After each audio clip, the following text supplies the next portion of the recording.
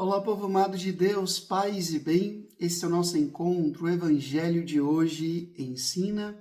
Estou muito feliz com a sua companhia, seja sempre muito bem-vindo, sempre muito bem-vinda a esse nosso encontro que quer ser para você uma oportunidade que você está dando ao Espírito Santo para que ele venha falar ao seu coração.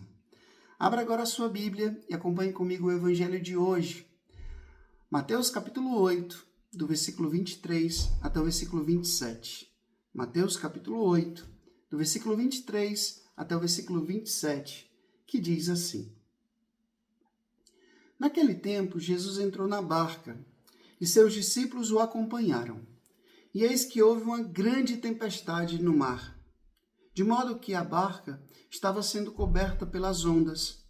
Jesus, porém, dormia. Os discípulos aproximaram-se e o acordaram, dizendo: Senhor, salva-nos, pois estamos perecendo.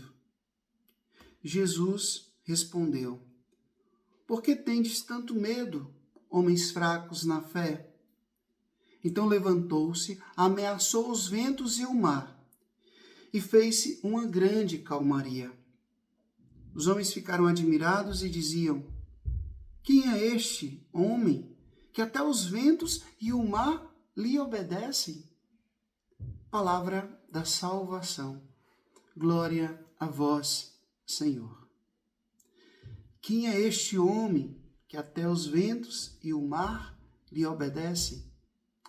Povo amado de Deus, alguns domingos anteriores, a gente escutou esse trecho do Evangelho, um pouco mais longo, mas que falava exatamente dessa tempestade acalmada.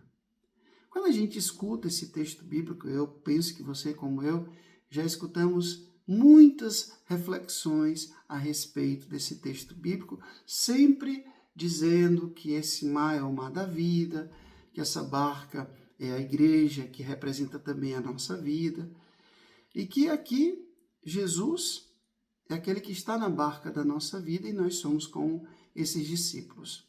É exatamente essa a compreensão. Mas hoje eu queria me deter em um detalhe que às vezes passa despercebido.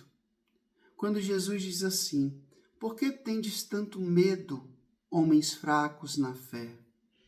Por que tendes tanto medo?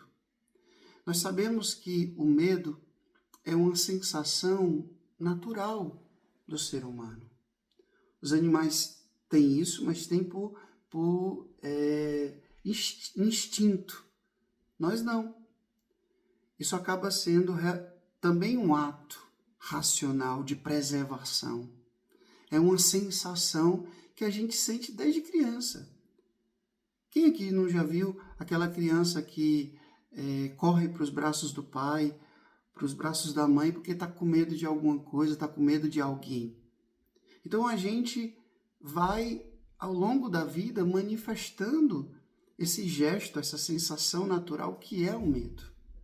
Jesus também teve medo quando lá no Getsêmani ele chorou, né? Ele suou sangue. Ali Jesus estava com medo. Então é uma sensação, é um sentimento mais que normal. Agora, o problema é quando esse medo ele se torna tão grande que ele acaba nos controlando, que ele acaba nos dominando. Muitas e muitas vezes, muitas e muitas fobias, muitas e muitas doenças da alma, enfermidades da alma que são desenvolvidas, nascem também do medo. Às vezes a gente não somente tem medo de barata, medo de escuro, medo de lugares altos, medo de lugares fechados, mas também a gente tem medo de ser criticado, medo de ser perseguido, medo de ser incompreendido. A gente tem tantos medos de ser cancelado na internet, que hoje todo mundo tem medo de ser cancelado na internet. A gente tem medo de um assalto, a gente tem medo de que alguém que a gente ame morra, né? Então, o medo é mais do que natural. Agora, quando o medo passa a ser algo maior do que a nossa fé, isso é preocupante. Então a gente precisa de fato aqui compreender essa pergunta de Jesus: por que tendes tanto medo? Por que tendes tanto medo? Homens fracos na fé. Um jeito de fortalecer a nossa fé é compreender que Deus, ele tudo pode. E que a nossa fé, ela nos dá a capacidade de dar um passo, mesmo quando a gente tem e sente medo. Tem uma música, um pagode aí, que eu gosto de escutar, que diz assim: eu tive medo, mas eu fui com medo mesmo. Eu tive medo, mas eu fui com medo mesmo. Às vezes é assim.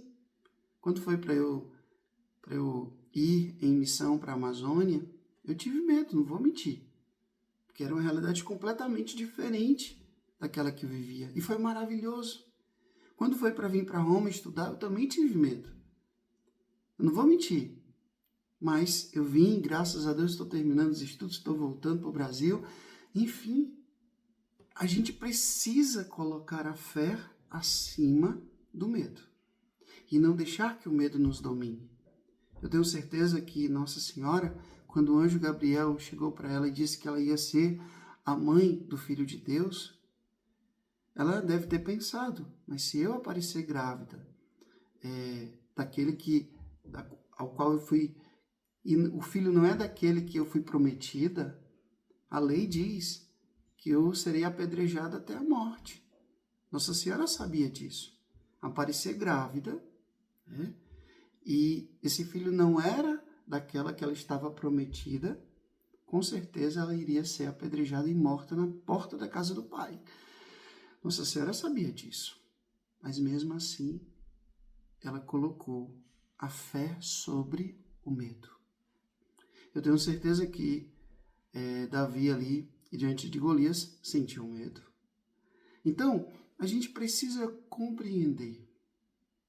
Moisés, quando foi até o Egito libertar o povo, deve ter sentido medo também. Quando os discípulos partiram em missão, devem ter sentido medo também. Mas o medo não foi maior que a fé que eles tinham. Então é isso que eu sugiro para você. Não deixe jamais que o seu medo seja maior que a sua fé. O Senhor esteja convosco, Ele está no meio de nós, que Deus Todo-Poderoso vos abençoe. Ele que é Pai, Filho e Espírito Santo, Deus os deu céu, paz e bem. Até amanhã, se Deus quiser.